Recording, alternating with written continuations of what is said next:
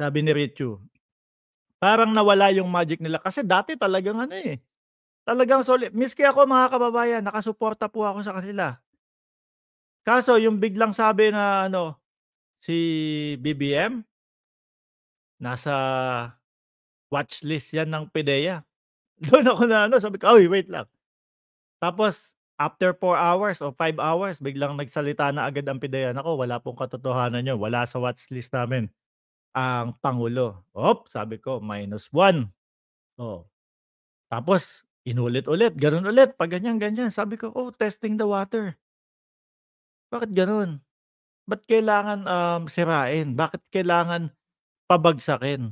Oh, kaya sabi ko, "Ay naku, bahala kayo diyan." Sabay-sabay tayo, praise the Father. Ano yun, direk Gago! magandang, ayan. Mga kapatid, mga kababayan, mga boss, chief, amo, sir, nandiyan yung isa nating kaibigan, si Direk Freddy Valera Official. Ayan po yung mismong kanyang, channel, Direk Freddy Valera Official. Huwag niyo pong kalimutan i-subscribe 'no. Kung talagang gusto niyo ng, um, bardagulan, talagang yung with ebidensya, oh, diyan i-subscribe niyo po 'yan. Lagi din po akong nandiyan sa channel niyan.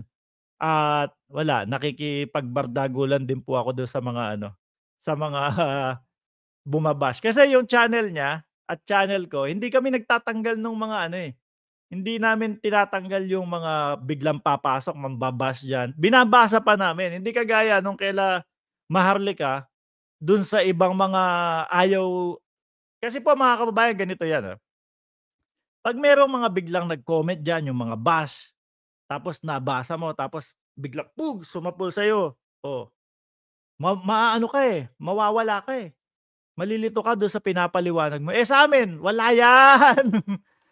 Pasok lang kayo dito, ganyan. Sana all. Kaya yung iba mga kababayan, meron silang mga napakadaming moderator. Kapagka yung moderator nila, hindi alisto, naku mababasa nung kanilang,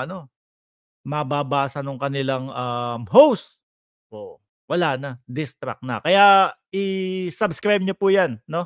Mamaya siguro naka-live yan si Direk Freddy Valera. Pumunta tayo sa pangalawang topic mga bossing. Yung pangalawang topic 'no, sabi ko, eto puro ka naman sabi, Mark Ramos. Congrats boss, chief, amo, Sir Mark, Marbel Avila. Saan po tayo, hindi pa naman po ako tumatama ng loto. Mag-uumpisa na nga po akong tumaya ng loto, eh. Ngayon ko nalaman mga kababayan 'no, ngayon ko po nalaman mga kababayan na kada taya mo pala sa PCSO mga boss, oh, kada taya mo sa PCSO, kumbaga may natutulungang mga tao. Ayan, kaya sabi ko, naku, magiging milyonaryo na ako kapagka ako ay nanalo, tapos, nakatulong pa ako kahit talo ako. Oh, 'yan. Kaya lang mga kababayan, sige topic na din natin 'to.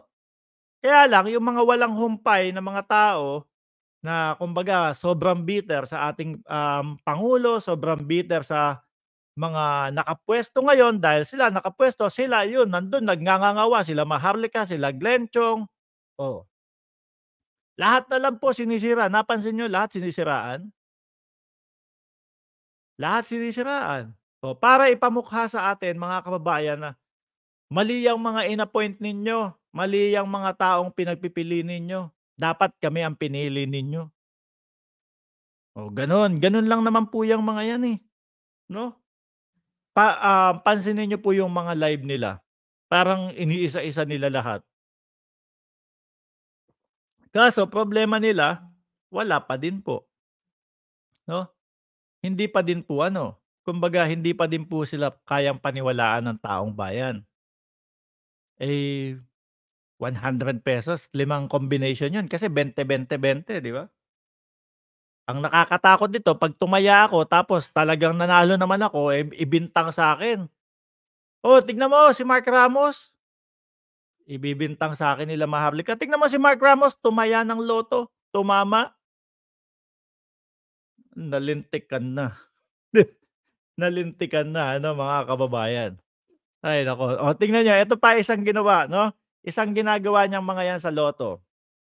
Noong una, medyo ano sila kay Tulfo, um, medyo okey sila kay Senator Tulfo mga kababayan, walang banat. Kasi bumabanat, eh, medyo umaano si Senator Tulfo, eh, 'no? Tinatanong si Melquiades Robles, kung ano-ano yung mga tinatanong kay Mel Robles sa Senado mga kababayan.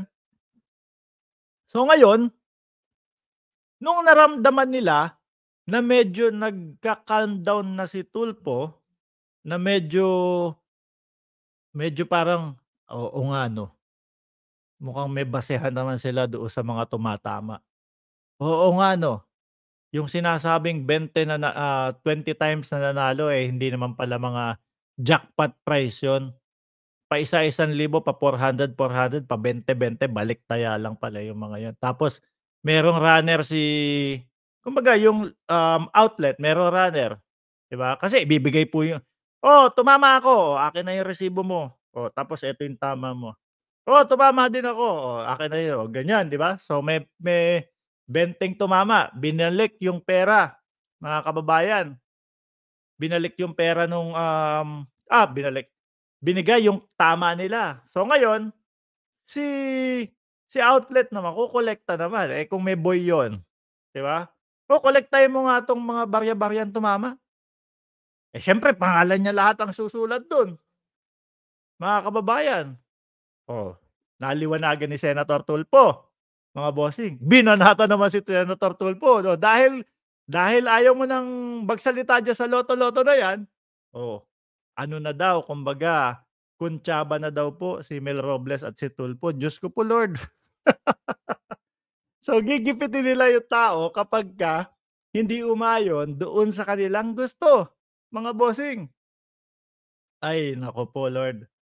'Di ba kaya ako, mga kababayan tuloy, uumpisahan ko tumaya ng lotto kahit pa 100 lang mamaya ano, manalo ako. Ang gagawin ko na lang, siguro ipapakita ko sa inyo, "Oh, eto yung ticket ko, bumili talaga ako." Baka mamaya sabihin pinanalo ako ni Mel Robles. Eh, sinasabi na lang po nila 'yan mga kababayan kasi mga inggit nga, 'no?